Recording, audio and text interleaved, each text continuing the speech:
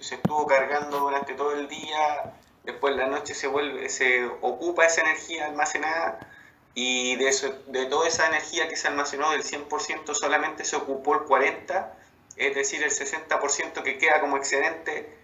Esa energía tú quieres poder aprovecharla para optimizar la carga o la capacidad de la batería. ¿Entiendo eso así o es otro tipo de eficiencia que busca? O sea, que son más que nada, por ejemplo, lo que un cliente debería saber al momento de instalar un sistema, cómo aprovechar lo que no está consumiendo, pero que los paneles están generando, ya sea usando una batería o conectándose a la red central. Y si es usando una batería, ¿qué precauciones debería tener justamente al usar la batería para justamente Vale, maximizar la mira, vida útil? vale, ahora te entiendo. Mira, bueno, tal como tú comentabas, hay dos sistemas on-grid y el off-grid. ¿Ya? El sistema que se ocupa, digamos, mediante batería, que vendría siendo el off-grid, se ocupa más en lugares que son, digamos, más rurales, que no están tan cerca, digamos, de la capital o de la ciudad. ¿Ya? Ujú. ¿Ya? Entonces, ahí en ese tipo de ambientes donde más se utiliza este tipo de sistemas, que es mediante batería, ¿ya? Ahora va a depender también del uso que se le dé. Entonces, yendo al otro sistema que es conectado a la red, es decir, tú estás almacenando o generando, tú eres un generador, digamos, de pequeño en tu domicilio, esa energía, si no hay nadie en la casa, por ejemplo, y tú vas a estar generando, los paneles van a estar generando, esa energía se va a distribuir en todo el domicilio. Si tú tienes conectado algunos elementos de, ya sea una radio o no sé, o el refrigerador mismo, que son, que digamos, un elemento que va a estar siempre consumiendo, esa energía que tú vas a estar generando de los paneles se va a ir a a abastecer este elemento. Pero obviamente va a haber digamos, un excedente también de energía, que es la que se va a ir finalmente al troncal de la cuadra. Ujú. ¿Ya?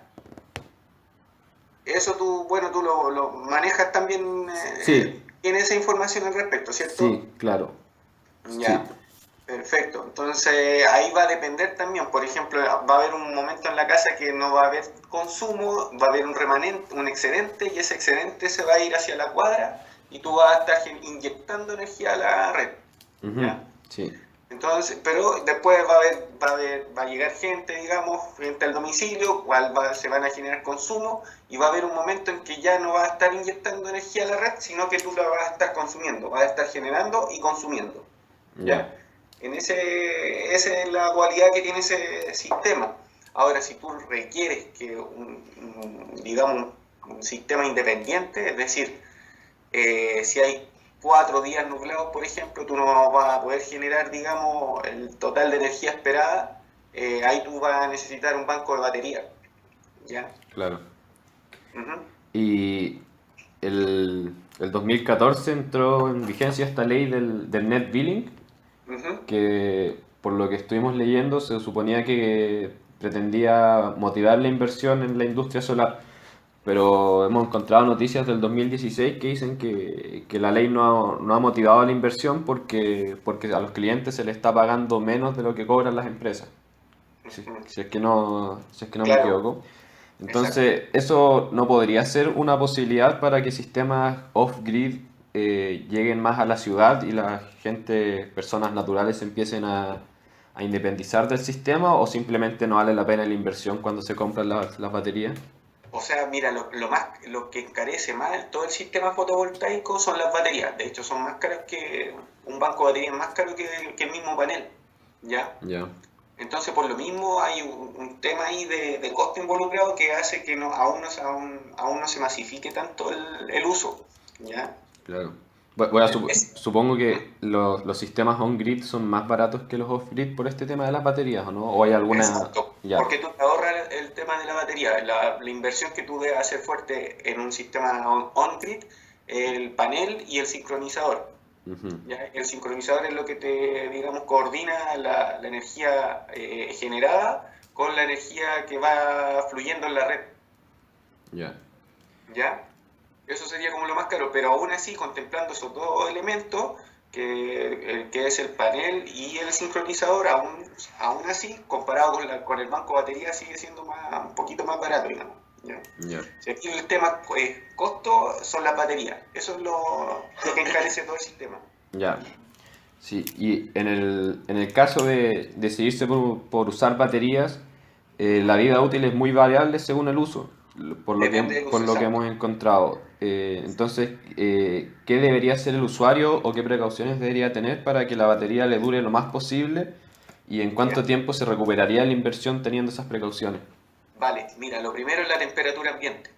Ya, Eso es lo primero, ¿ya? Por ejemplo, lo ideal o sea, para una batería, la temperatura del entorno debe estar inmersa la batería, máximo 25 grados Celsius. ya, Sobre esa temperatura, tú lo que vas a hacer es bajar la tensión de la batería, el voltaje, y va a aumentar la corriente en la batería.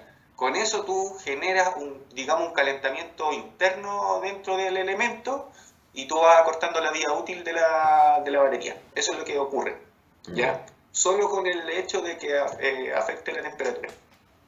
Y también las temperaturas inferiores a 5 grados, por ejemplo, también ocurre el sistema, ocurre lo contrario.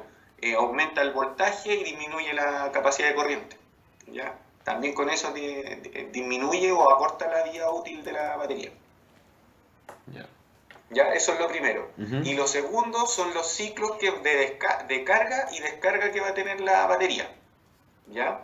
Entre más ciclos de carga y descarga tenga una batería en el día, también acorta la vida útil de ellos. Ya, ¿Ya? ¿Tú cómo puedes amortiguar esto? Es hacer, digamos, tener bien calculado la capacidad de energía que van a generar los paneles y que van a ir cargando la batería en el día. ¿Ya? ujú, Es decir, si yo voy generando energía y esta va cayendo directamente a la batería y a la vez yo estoy haciendo uso de esta energía que se va almacenando, voy a cortar la vida útil de la batería. Es decir, la batería 1 va a estar recibiendo energía y a la vez va a estar entregando. ya, Entonces ahí tú vas a generar microciclos dentro de la batería. Y esos microciclos son los que van a cortar la vida útil de la batería.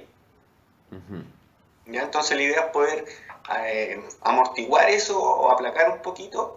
Y la idea es que si se está cargando en el banco de baterías, por decir algo, si tienes 10 baterías, la idea es, si tú vas a estar haciendo uso durante el día y la noche, es que ojalá ocurra que la mitad de ese número de baterías estén alimentando el domicilio y la otra mitad se esté cargando. ¿Ya? ya. Yo tengo entendido que hay sistemas ya que pueden hacer esa dualidad de corte, digamos. ¿Ya? Así que eso serían como los dos factores relevantes en lo que es la vida útil de la batería. La temperatura ambiente y los ciclos de carga y descarga. Ya. Eh, los cálculos que hay que hacer previamente para ver si es factible el sistema fotovoltaico en donde el cliente lo quiere. Por ejemplo, una persona en su casa. ¿Ya? ¿Los cálculos los tendría que hacer esa persona o se podría asesorar con alguien que le facilite la pega en ese sentido, en esa Mira, área? si claro, una persona puede hacer el cálculo. Ya, si quiere una persona X colocar paneles solares en su casa, buscando en internet claramente puede hacer el cálculo, el dimensionamiento y ver cuánto necesita de cada elemento. Pero si se puede asesorar una persona que ya tenga experiencia, lo ideal es que vaya por ahí. ¿Mm? ¿Y cuántas baterías más o menos se necesitarían en una casa promedio? Como, ¿cuánto más tendría que invertir la persona para decidirse por un sistema off-grid? Ya, para independizarse totalmente en un 100% de la energía eléctrica, dices tú. Claro, sí. Ya, domicilio, cuántas baterías, wow. Eso va a depender, por ejemplo, para que te hagas una idea, un hervidor eléctrico son 2000 watts, es decir, 2 kilowatts no sé, porque te consume en 2 minutos, que es lo que se demora en hervir el agua, 2 o 3 minutos. Para suministrar solamente el hervidor, tú necesitas como aproximadamente 3 paneles fotovoltaicos de 200 watts, a lo menos. Ya.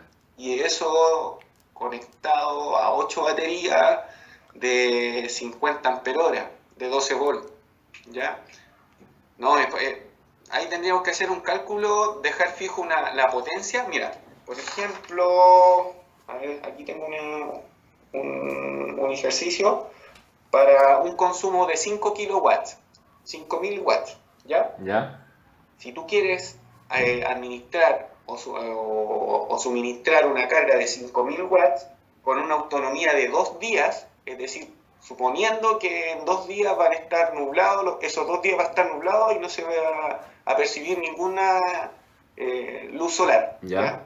Ujú. Eso es imposible, pero suponiendo el Claro. peor caso. Para eso, para alimentar esos 5000 watts, que vendría siendo como un promedio bajo de un consumo de una casa, tú necesitarías como 24 baterías de 6 volts, Ya. ¿ya? Que eso ya Ya. es bastante. Es harto. Sí, sí. Ya. Uh-huh. Y las empresas en Chile, tengo entendido que en Santiago se han instalado hartos edificios con paneles solares. Esos están conectados a la red, ¿cierto? No. Sí, correcto, eso están inyectando. Ya. Lo único que hicieron las constructoras o la inmobiliaria fue hacer los circuitos de paneles y llevarlo a un regulador, y del regulador al inversor, y del inversor el sincronizador. Ya. ¿Ya? Ya, esto, lo último que te pregunto. Sí, no hay problema. Dale Nosotros, nomás. nosotros con mi grupo estamos tratando de hacer como un mapa eh, ideal que debería seguir un cliente a la hora de querer instalar su sistema fotovoltaico. Entonces, no sé si tú nos podrías explicar más o menos cuáles serían los pasos que una persona debería seguir, o una persona o una empresa, un cliente debería seguir al momento de instalar un sistema fotovoltaico. Ya, lo primero es tener considerado cuál va a ser la carga total que quiere alimentar. Ya. Eso es tener, lo primero es saber qué consumo que debe cubrir para dimensionar el sistema fotovoltaico.